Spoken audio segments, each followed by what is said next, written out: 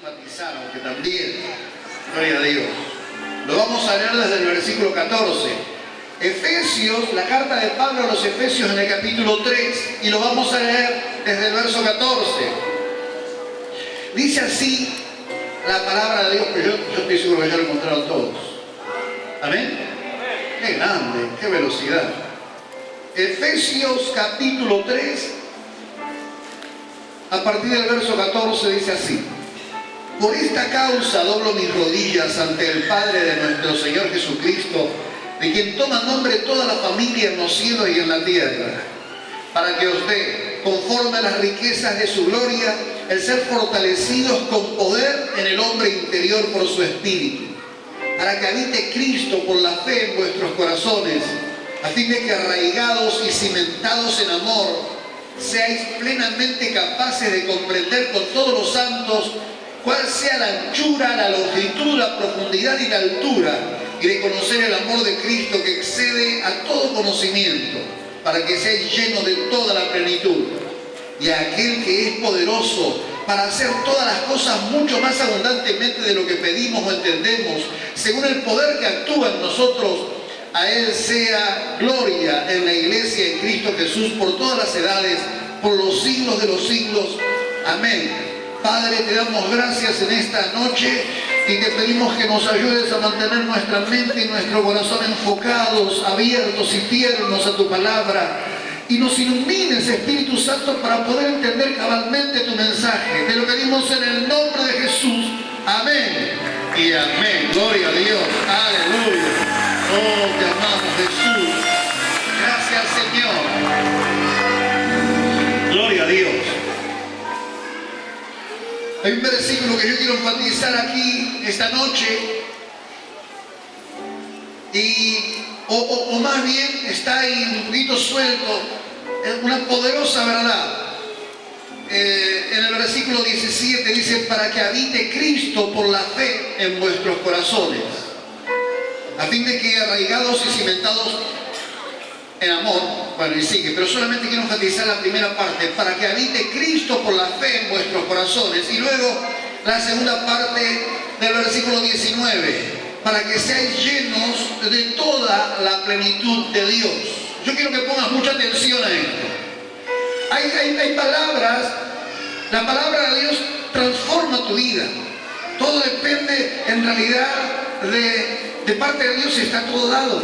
Así todo depende de nuestro capturar la verdad de Dios, de nuestra sed de esa verdad, de nuestra fe al creer que en verdad Dios puede hacer algo, en verdad Cristo puede hacer algo, en verdad su palabra es poderosa, es espíritu y es vida. Nosotros nos acostumbramos a caminar en salvación, a caminar en bendición, y la costumbre hace que menospreciemos lo poderoso de eso que vivimos. Entonces, a esta hora decide a tu corazón, enfócate corazón. Yo no divagues mente. Me quiero enfocar en la palabra de Dios para mi vida, porque es poderosa para transformarme, para transformar mi realidad. Así como se hablaba a sí mismo, David decía: alma mía, bendice a Jehová. Yo voy a esperar todavía en Él. Como la mujer con flujo de sangre se predicaba a sí misma y decía: si yo llego donde está Jesús, voy a ser libre de mi azote. Yo quiero que vos te digas a tu corazón: si yo recibo la palabra de Dios con un corazón abierto y una mente alerta, esa palabra va a transformar mi vida en esta hora. Y en verdad tiene poder la palabra para transformar tu vida. Y Pablo oraba y decía: doblo mis rodillas ante el Padre de nuestro Señor Jesucristo, para que Él les dé, conforme a la riqueza de su gloria, el que ustedes puedan ser fortalecidos con poder en su hombre interior. Pero para que habite la plenitud de Cristo, ustedes tienen que entender, porque eso le estaba diciendo. Tienen que entender cuál sea el ancho, el alto, el largo y la profundidad del amor de Dios, que excede a todo conocimiento. Lo que ustedes tienen que recibir está más allá del conocimiento natural, es sobrenatural. Por eso decía Pablo: oro por ustedes, doblo mis rodillas para que lo reciban y posean en sí toda la plenitud de Dios. Cuando hablaba de Jesús, Pablo a los colosenses decía: en Él, en Jesús, habita corporalmente toda la plenitud de la deidad. Y ahora lo está diciendo de vos. Ahora, esto es tremendo. Ahora vamos a participar de la cena del Señor. En la religión tradicional en la cual casi todos nosotros crecimos, creíamos que cuando comíamos el pan se transformaba en el cuerpo y que teníamos a Cristo porque habíamos comido el pan y después lo íbamos a digerir. Esa parte no la tomamos en cuenta. Y tomábamos el vino y creíamos que estábamos tomando la sangre de Cristo. En realidad, qué tétrico que es todo esto. Nosotros descubrimos por la palabra de Dios que es un acto memorial y es un testimonio poderoso el que hacemos. El pan sigue siendo pan cuando lo comes y el vino sigue siendo vino cuando lo tomás. Pero este acto testimonial desata el poder de Dios también. Saben que todo esto, aún en el tiempo de la Reforma, había esa misma inercia intelectual, que uno acepta las cosas que los anteriores aceptaron sin siquiera comenzar a considerarlas. Hizo que hubiera, aún en la Iglesia de Cristo, divisiones de interpretación en cuanto a esto entre los reformadores. Y Lutero pensaba, como le había enseñado en la Iglesia Católica, que el pan se convertía en el cuerpo de Cristo. Y Calvino decía, no se convierte el pan en el cuerpo de Cristo, sino que el Espíritu consustanciado con el pan entra a la persona y la bendice. Y consustanciado con el vino.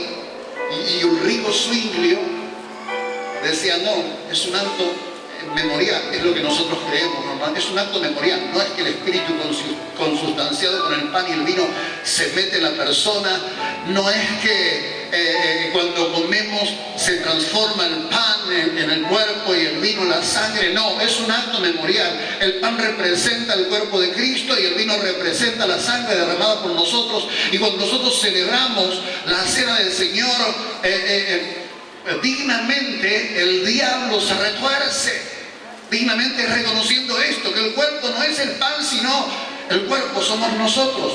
Cada uno de nosotros somos miembros del cuerpo de Cristo. Es tremendo, somos participantes de Cristo. Vos y yo somos miembros del mismo cuerpo. Todos los que tienen a Jesucristo en su corazón son miembros del cuerpo de Cristo. Cuando uno mira la palabra de Dios en 1 Corintios capítulo 12, el 1 Corintios capítulo 11, Pablo está diciendo, los que participan de la cena del Señor indignamente comen juicio. Entonces les dice a los corintios, pruébense a sí mismos, pruébense antes de participar del pan para que no coman juicio y se enfermen. Tremendo. Ahora, uno entiende esto, cuando yo lo digo así parece un Dios severo con el rebenque en la mano, y no quiero que lo veas de esa manera, porque ese no es mi Dios. Mi Dios es un Dios de amor, que tiende puente, tendió, rompió las divisiones porque nos ama. Por eso esta porción de la palabra de Dios dice, y seas capaces de entender cuál sea el alto, el ancho, el largo y lo profundo del amor de Dios, que excede a todo conocimiento, que no es inexplicable. Decirle que hasta lo, Dios te ama más de lo que podés entender. Dios te ama más de lo que podés entender. Mucho más de lo que podés entender te ama Él. Aleluya.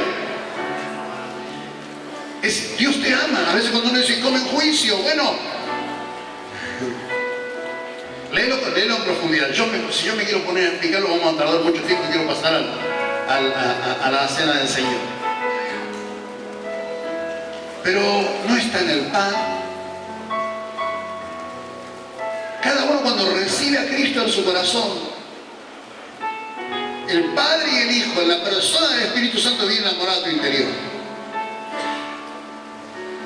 Muchas veces yo tenía en mis prédicas una ilustración acerca de nuestras vidas, porque era una ilustración que había tomado una canción de Víctor Heredia, y los que están conmigo hace años me han oído. Víctor Heredia cantaba una canción que se llamaba El extraño dragón, algo así se llamaba la canción esa, que decía la letra: hubo hombres que se hicieron a la vida como quien en un chinchorro se hace al mar. En pequeños botecitos de colores enfrentaron su terrible tempestad. Con sus sueños fabricaron flotadores salvavidas, velas, remos y un timón. Pero el viento derribó sus ilusiones y empezaron otra vez la construcción. Así decía la primera parte, después sigue, ¿no? Sigue el estribillo, es hermoso, yo te la cantaría, pero no quiero que te vayas. Yo me sentí identificado en el tiempo que estaba casi por conocer a Cristo, me sentí identificado con lo que Víctor Heredia cantaba acá. Digo, tiene razón. Es así, decía yo, es así. Y Jesucristo, mucho antes que Él, comparó nuestras vidas con una barca. Él hacía cosas para enseñarnos. Nuestra vida como una barca en medio del mar. En Marcos capítulo 4, Jesús les dice, cuando llega la noche, les dice a los discípulos, pasemos al otro lado. Y dice Marcos capítulo 4, que lo tomaron así como estaba en la barca, lo tomaron a Jesús, lo tomaron, estaba dentro de la barca. Eso me hace pensar en un cristiano que tiene a Cristo en su interior. Y dice que salieron a cruzar el mar, pero de repente se levantó un fuerte viento, una tempestad de viento, así dice la palabra de Dios. Y las olas se levantaron y entraban en la barca, de tal manera que la barca ya se hundía y Jesús estaba durmiendo, y ellos estaban con toda su sabiduría de marinos, de pescadores que ya tenían su experiencia. Ellos estaban tratando de mantenerla en sus fuerzas a flote, pero cuando ya no pudieron más, acudieron a Jesús y lo despertaron. No te importa que nos vamos a morir. Así que son los efectos. Jesús se levantó y reprendió al viento y le dijo al mar, calla, enmudece. Y de repente se hizo grande bonanza. El viento era tremendo, pero que como Cristo se levantó en la barca y detuvo el viento, se hizo grande bonanza. Marcos capítulo 6, unos 2 capítulos más adelante de la cita, fin de la cita, dijo Rajoy. 2 capítulos más adelante de la cita anterior. 2 capítulos después, capítulo 6. Jesucristo manda a los discípulos y se queda, pero de repente aparece, Marcos capítulo 6, aparece caminando sobre el mar y los discípulos tienen miedo y piensan que es un fantasma y gritan de miedo, y Jesús le dice, no tengan miedo, soy yo. Y cuando entra en la barca, dice la palabra de Dios que cuando Jesús los estaba mirando antes de entrar en la barca, los veía que estaban fatigados porque el viento les era contrario y estaban fatigados. En el griego se puede entender que estaban atormentados en el remar, estaban atormentados remando porque habían arriado las velas y remaban a causa de la tormenta tratando de llegar, pero no podían. Y de repente apareció Jesús, y cuando uno está así de mal, todas las emociones son exacerbadas, así que de repente lo vieron caminando sobre el agua a mitad de la noche en medio de la tormenta y empezaron a gritar de miedo y dijeron, un fantasma. Y Jesús le dijo, soy yo, no tengan miedo. Aleluya. Y entró y la tormenta se calmó. Bendito sea el Rey. Oh, gloria a Dios. Es tremendo. Jesús es el creador. En él habita toda la plenitud de la deidad. La barca estaba en medio del mar, azotada. Ellos estaban tratando de sostenerla a flote, pero se les hundía. Lo que estaba fuera de la barca estaba dominando la situación. El viento, ¿saben que la palabra de Dios, el viento, es símbolo de espíritus? La palabra para espíritu y la palabra para viento, tanto en griego como en hebreo, es la misma. En griego es neuma, espíritu o viento, de ahí viene neumático. Entonces Jesús reprende al viento y le ordena al mar que calle, que se enmudezca. Él era el creador. Los vientos levantaron el mar, lo encresparon, echaban el agua sobre la barca para hundirla. El mar en tempestad simboliza problemas, dificultades, que los levanta el enemigo. Diablo significa enemigo. Hermanos, las personas levantan cabeza, no pueden salir de su angustia. El dinero no los saca de la angustia, el temor no se los saca en muchos candados y cerraduras. Los vientos siguen soplando y la barca se sigue anegando, pero cuando entra Cristo, todo cambia. Esa barca que era una cáscara de nuez en medio del mar, ahora es el centro de poder. Ahora está el creador del universo dentro de esa barca y le reprende al viento y le dice al mar que se enmudezca, y esa vida cambia. Esa barca sacudida por las olas ahora está llena del poder, llena de la plenitud de Dios. Dios está ahí, el creador está ahí. Yo no sé cómo está tu vida, quizás te sentís sacudido en medio de un mar de problemas, pero deja que Cristo habite en tu corazón y el poder del creador, la plenitud de la deidad, la plenitud de Dios hará que la tormenta se calme. Quizá soplan vientos de enfermedad, quizás soplan vientos de miseria, quizás soplan vientos de división en el hogar, de destrucción, pero Dios es poderoso.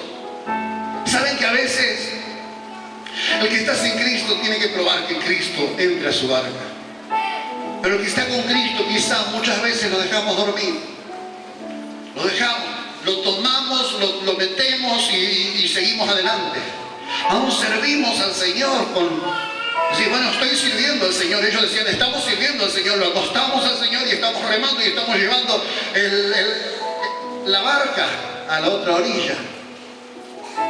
Pero lo tenían al Señor y lo tenían al poderoso. Cuando se levantó la tormenta, ellos siguieron, pusieron más fuerza, arriaron las velas, empezaron a remar. A veces uno está demasiado ocupado tratando de mantener a flote su vida para acudir a Dios, para acudir a Cristo. A veces uno está atormentado con cosas y problemas y dificultades y no puedo acudir al Señor. O sea, así le pido, así al pasar, ay Señor, que esto me salga bien, pero no llega a ser una oración, es una expresión de deseo nada más. Ay Señor, por favor, ay, que de esta pueda salir. Y lo digo al pasar. Cuando pudiera ir a la presencia de Dios y decirle, Él está en tu interior, pero cuando puedes despertarlo a la barca y decirle, Señor, toma el control porque se me va de mis manos la familia, porque se me va de mis manos la salud, porque ya se escapa mi capacidad salir adelante de esta deuda que tengo. Tomalo en tus manos, Dios. Ahora, lo que tenemos que entender es que Cristo vino cuando lo recibimos como nuestro Señor. Él está en tu interior, no va a entrar con el pan ni con el vino, Él está en tu interior. Lo que Dios quiere es que sea capaz de entender cabalmente su amor tan grande. Porque a veces uno se mira y dice, y yo no soy digno, pero es que Él no te llenó con su presencia porque vos eras digno, sino que te perdonó a causa de la sangre derramada por Cristo en la cruz del Calvario. Él te perdonó y la sangre tiene poder para limpiarte por completo y su espíritu vino a tu interior, está ahí, quizás está dormido, quizás no le está llamando para que se haga cargo de tu asunto, pero el Señor está ahí. Toda la plenitud de la deidad está en tu interior. ¡Aleluya! ¡Oh, Dios es bueno! ¿Saben que a veces esto es así? El autor a los Hebreos en el capítulo 3 dice, no, hermano, que ninguno se endurezca por el engaño del pecado. El pecado engaña. Ninguno se endurezca por el engaño del pecado para apartarse del Dios vivo. Me gusta que diga el Dios vivo, porque en esa época había muchos dioses como hoy también hay, pero dioses muertos, de quienes recordaban cosas. Pero en nuestro Dios no tenemos que recordar nada porque Él está vivo. ¿Cuántos tienen un Dios vivo? Un Dios que tiene su dedo inclinado y su brazo extendido y su mano poderosa moviéndose a su favor. El mío está vivo, pero lo dejé durmiendo. Bueno, despertalo ahora. Nuestro Dios es el mismo. Es el Espíritu Santo de Dios. Deja que tome tus asuntos. Anda a su presencia. Disfruta de su amor, de su gracia. ¿Saben? Cuando uno hace esto, es como que todo comienza a moverse y a manifestarse la gracia, el favor de Dios. Estaba leyendo ayer Ezequiel capítulo 36. Tremendo. Ezequiel capítulo 36. Dios le dice a Israel, dice, y las naciones van a conocer mi gloria, las naciones van a saber que yo soy Dios cuando yo me santifique en ustedes. Le dice Israel, yo voy a mostrarme en ustedes, yo voy a santificar mi nombre en ustedes y las naciones van a saber que yo soy Dios. Le viene diciendo ahí antes del versículo 26, porque en el 26, no sé, fíjate ahí, él sigue diciendo, voy a esparcir sobre ustedes agua limpia y los voy a limpiar, y voy a quitar el corazón de piedra y voy a poner un corazón de carne, y voy a poner espíritu en ustedes, y voy a poner mi espíritu dentro de ustedes, y yo mismo en ustedes voy a hacer que ustedes anden en mis estatutos y en mis decretos y les vaya bien. Voy a multiplicar las cosechas, voy a multiplicar la bendición sobre sus vidas, y todos sabrán, porque yo me santifico en ustedes, que yo soy Dios. ¡Ese es mi Dios! ¡Aleluya! Gloria a Dios. Es tremenda esa palabra de Ezequiel. Yo te recomiendo que la busques y la leas. Perdón, Ezequiel 36. Dios prometió, y lo que prometió lo cumple. Yo lo voy a limpiar a ustedes. Una vez que los limpie, voy a poner mi espíritu en ustedes. Y una vez que yo haya puesto mi espíritu en ustedes, yo mismo voy a hacer que ustedes hagan las cosas que son agradables delante de mí. Pablo decía, yo he trabajado más que todos, pero no he sido yo, sino la gracia de Dios conmigo, hablando de los apóstoles. Ahora les decía a los discípulos que el Señor los fortalezca en su hombre interior para que ustedes puedan entender cabalmente cuál es el alto, el ancho, el largo y la profundidad del amor de Dios para con ustedes, para que de esta manera, al entenderlo ustedes, puedan habitar plenamente, en plenitud, la deidad. Y eso es tremendo, que todo el poder de Dios, el Creador, está en tu vida. ¿Saben? Y sigue diciendo el versículo 20 de Efesios capítulo 3. Y a aquel que es poderoso para hacer todas, no dice algunas tu Biblia, no, dice todas las cosas, mucho más abundantemente de lo que pedimos o entendemos, según el poder que actúa en nosotros. Él hace todas las cosas mucho más abundantemente de lo que pedimos o entendemos, según el poder que actúa ¿en dónde? ¿En quién? En nosotros. Es tremendo esto. Yo me entusiasmo cuando lo leo, yo me entusiasmo cuando lo medito. Digo, el poder actúa en mí, yo soy capaz, el Señor es capaz en mí de hacer cosas tremendas. Miren, cuando se desató la persecución en Jerusalén, mataron a Jacobo y metieron a Pedro. Cuando vio Herodes que le gustó a la gente que haya matado a Jacobo, dijo, voy a matar otro mañana. Así que me lo encierran a Pedro. Parece que Pedro es el mandamás, pero encierran a Pedro. Y mandó que 16 soldados lo custodien, 4 grupos de 4 soldados cada uno. Y lo encerraron en la cárcel, lo ataron con cadenas. Al lado de él había 2 soldados y otros 2 en la puerta. Y los 4 pelotones, los 4 grupos de 4 custodiándolo. Y lo pusieron en la cárcel tras una puerta de hierro. Y dice la palabra de Dios en Hechos capítulo 12 que la iglesia estaba orando. La iglesia hacía oración por Pedro. Entonces esa noche, porque al día siguiente Herodes lo iba a hacer matar como mataron a Jacobo el día anterior. Y esa noche Pedro dormía y un ángel lo toca de costado. Y cuando Pedro lo ve, se le caen las cadenas porque estaba atado con cadenas. Y el ángel le dice, vestite Pedro, ceñite, ciñete. Cuando Pedro se vistió, le dijo, ponete también la capa que está fresco. No dijo, envolvete también la capa, por algo se lo ha dicho. Ponete la capa también, vamos. Mira el ángel. Y pasaron una guardia, y pasaron otra guardia más, y cuando llegaron a la puerta de hierro que la separaba de la ciudad, parecía la puerta de Jumbo, se abrió sola, y salieron. Y pasaron una calle, y el ángel desapareció, y Pedro dijo, ahora entiendo que el Señor me arrebató de mano de Herodes y de todo lo que él había pensado hacer. Así que se fue entusiasmado, ¿sabes a dónde? A donde estaba la iglesia orando. Se fue a donde estaba la iglesia orando y comienza a llamar. Toca el timbre. No, golpea, no sé. Toca la campana. Y esas puertas daban a un patio y después más allá estaba la casa, el aposento.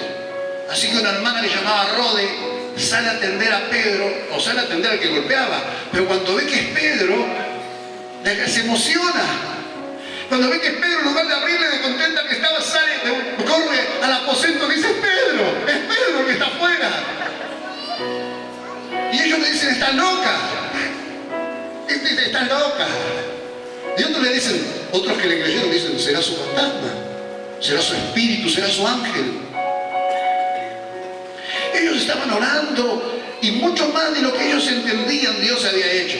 Ellos estarían pensando seguramente mañana viene, no sé, alguien y viene un perdón para Pedro y en lugar de matarlo lo dejan preso. Vamos a orar, no sé, que el Señor toque el corazón de Herodes y Herodes se arrepienta. Pero no, Dios lo hizo mucho más rápido, mucho más eficaz, mucho más de lo que ellos entendían. Se le cayeron las cadenas, se le abrieron las puertas y Pedro estaba golpeando la puerta del lugar donde estaban orando por él.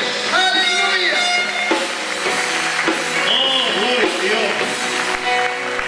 Mucho más abundantemente. Yo te animo a creer por grandes cosas en esta noche.